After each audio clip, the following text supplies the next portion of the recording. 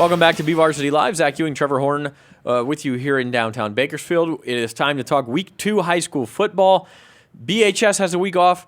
Ridgeview has a week off. So in that way, it's a little bit of a slower week, but there are some good games out there. In fact, Trevor and I usually agree on, 80, 90% of our picks, I think. This week, 7 out of the 20 games we disagree on. Some of those are what is that, like desert 67?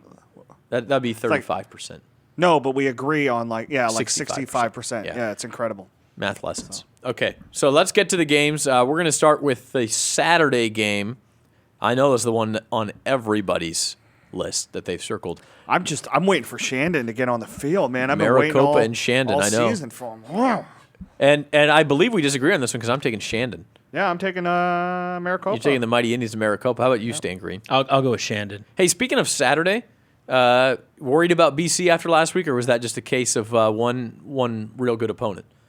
I think that team was really good. Yeah. Well, they're ranked number 1 in the state now. So. Yeah, I think that. What are team you was doing really Saturday? good. Are you going to BC? You're going to go to BC's down in US? Orange County. So, I know. Yeah. I'll have to look at my calendar when my USC's wife sends it to me and tells me what I have going on.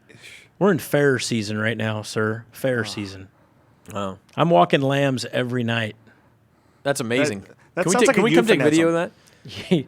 It would be a great Let's video. take your lambs and Mike Griffith's goats and create hybrids. He's got the coolest goats in the world, though. He does He's have got the cool little goats. That's pygmy what I'm goats. saying, man. All right, so we like Shannon. Okay, moving on. Another 8-man game, Emmanuel Christian and Mojave. Mojave's won like 15 games in a row now. Yeah.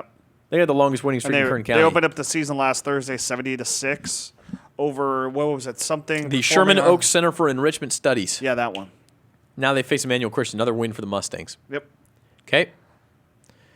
Barstow and Desert. This is a good game now. Yeah. You like the Scorps here. I do. You like Desert. Real close, but high-scoring game. Yeah, I think it'll be a Fun. close game. I took Barstow. I think Barstow's played a tougher schedule, and that will win out. Stan? You have any opinion? I'll go with Desert. I'll go with Desert. Logan Lukenbill, by the way, has not played other than the first quarter of the first game of the season. But they've got another guy whose name escapes me who's run for like 350 yards in the interim. So, yeah, there you go. Vasquez of Acton, against Rosemont. Another pretty tough game. Who'd you take in this one, Trevor? Rosemont. You had By to a look point. there, didn't you? Admit it. By a point. You had to look. I think I took Vasquez in this one. I'm just not. I'm not a fan of the HDL this year. I don't think. I think the league might be as weak as it's been in a while. Stan. I'll go with Rosemont. Home team, right? Yeah. Well, that's By half you- point. You love those Kern County teams by half a point. Yeah. That's the spread. Yeah. All right. Let's pick them. Morro Bay at Kern Valley. Jimmy the Greek? We know who the home team is here too, and I think, here home field advantage may really mean something because you're talking about a team that obviously is used to playing over on the coast against a team that's used to playing at 4,500 feet up there in Lake Isabella. That could make a real difference in the second half, and I like Kern Valley. Well, yeah, and it doesn't really cool down much up there, especially this time of the year. So the heat's going to be an issue for Morro Bay in that one too. So yeah, I got the Bronx. I think the trip up the canyon is going to be bad for Morro Bay. You can get some car Kern sickness Valley. and Oh, stuff, yeah, you man. get a couple Yeah. kids throwing up. That's Take you a couple hours to get your feet under yourself. thanks for explaining what I meant by car sickness in such graphic terms. You're welcome. I appreciate that. Speaking of graphic, this next game might Kern get Valley, a by the little- way, had its regular season winning streak snapped last week, 14-13. They lost to Silver Valley. Okay, now into the SSL. Shafter hosting Selma. And now we're on Stan Green's turf, the Kern High School District. We know you're picking this one. Exactly. No doubt. Shafter. He likes the Generals. I think you took the Generals too, right? Generals by 1 point. I took the Selma Bears. I'm going to play the bad guy, okay? Look, this is a huge game for Shafter. There's no doubt about it. It was the game. They were 2-0 at this point last year. They lost up at Selma, and things kind of went downhill for them from that point.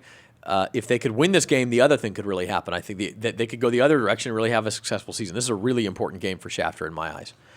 Up next, This game gonna get ugly. yeah, I hate to say that so unequivocally, but it's hard to imagine a scenario in which McFarland even stays in this game. So I'm taking Yeah. Kennedy. It's a bummer. Stan, what they've done up in Delano, by the way, is pretty impressive with those schools. Yeah, it is. They've done really well. Kennedy, Chavez, and then Delano High, of course, with the history that it has. All three doing really well. Up next, Foothill at Wasco. Foothill, what do you see from Foothill? You think good things are coming finally for the Trojans? It's coming for J.O. It's coming. The Trojans. It's amazing. How much respect that guy has. I mean, it shows you what kind of high character guy that Jason Oliver is when everybody talks about him. And, it's a tough run over there for him with this program because they're not getting the participation like the school is used to. He's got high standards, but, I just see a turning point having to come at some point, you hope, before, Yeah, I don't think it happens this weekend just because Wasco's offense can be difficult to prepare for if you don't have that veteran team. But this is a good talking point, Stan. When you have a school like that struggling, and Miramonte, it was Miramonte before that, and then it was North, and before that it was East. And it kind of cycles through. How much of an point of emphasis is it for you guys to say we need to help that problem area competitively? I know a lot of what you do is off the field and promoting that, but do you have these discussions of what can we do to help this? There's not a whole lot you can do, I know, but well, our main objective is to put out good young men and women. And, we're confident that that's going on. So it's not, we don't look at wins and losses and say, okay, we have to help them. Obviously, we feel for the guy. I mean, J.O.'s a great guy, and he's working hard, and his staff's working hard, and we want him to be successful, but it's not just measured in wins and losses for us. So it's not something we sit down and pontificate on. I mean, it's more about the guy. And then anything on the field just follows from that. Yeah, I mean, it takes time, and all of our schools go through that. Like you said, you mentioned them, and some schools, a 6-4 season is really bad for them and hard. It might be harder on some coaches in this town to go 6-4 than to have a really bad year and struggle. I can think of one in particular that would be true for, but yeah. So, I mean, it happens. It doesn't negate anything that he's doing. I mean, he's doing a great job. Sure, and you're absolutely right, and you raise a good point. It's about what kind of young men is he producing more than how many wins is he producing. But I believe the number's at 19 right now, straight losses for Foothill, and hopefully it does not get a whole lot higher than that. Okay, up next we have North and Taft. Now this is the other end of the spectrum. That's going to be a barn burner. Yeah, both 2-0 playing out in Taft. They found a good one up at North with Norm Brown. I met the guy, talked to him for a couple minutes, and what a great guy. Did you get a word in edgewise? Because I didn't need to. Talk. I just sat there. I was mesmerized. I mean, what a great guy. He's incredible, man. He really is. Yeah, he's a fun one to talk to. I'm really impressed with that. It kind of shows what Alan Paradise and Brian Hewins have been able to do. I mean, they've hired some pretty high-quality guys. They hired Mark Camps. And before that, they had Brett Shelton. They had Chad Brown. I mean, that's an incredible, coaching that they've had over the last 5 or 6 years. So good on them for hiring good guys, and it looks like Norm Brown's another one. Yeah, absolutely. Now, Taft, its own story. They've had over 1,000 yards of offense in 2 games, beating Golden Valley and then beating Highland last week. Josh Saylor's already got over 500 yards rushing. 435. It's Tyler Thompson that's right. Golden Valley's Tyler Thompson has over 500. I mean, we talk about 1,000-yard season as a benchmark. This is week 2, guys, and they're already halfway there. So that's going to be North's challenge. What were the numbers that you had yesterday? It was in that game with Taft last week where they beat Highland. Highland had something like 535 yards and lost by 3 touchdowns or 2 touchdowns. They lost by 12, even though they had 529 yards Taft of offense. Had like Taft had 620. So that's going to be that offense, the old Clovis East veer option offense that Taft's running that North's going to have to stop. I like Taft here. I think it'll be a good one. I got 36-28. Yeah, and I've got a 42. What do I have here? 42-28. With Taft running that veer, you give it off to Josh Saylor, and he's the quick guy. But if Tevin Howell holds it, I mean, that's a big body quarterback that you have to bring down. And so if he's running downhill, where's your option as a defender? I will say, Stan, that if North wins, they're 3-0 and looking at a Delano team that they could take care of. Monache's 0-2. I mean, this could really be a special season for the Stars. Norm's done a great job. And then he's got Threckeld. I mean. Yeah, we haven't even mentioned that guy. Yeah. Let's do one more before the break. Sure. One more. South at Arvin.